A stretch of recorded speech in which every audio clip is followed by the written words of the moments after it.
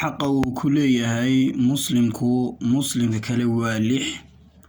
kow haddii uu la kulmo muslimka kale inuu salaamo salaanta inaad qofka aad la kulanto ee muslimka aad ku bilowdaa waa sunne laakiin haddii uu ku salaamo inaad ka celisaa waa waajib.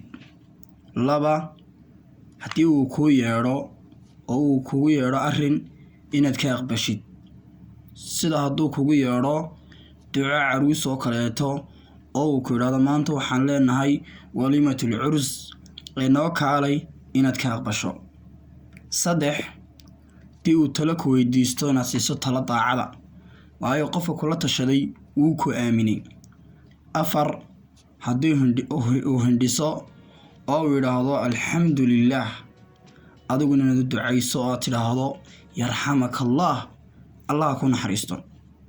5 haddii uu bukoodo inaad soo booqatid gurigaad ku soo booqatid ama dhakhtarkaad ku soo booqatid.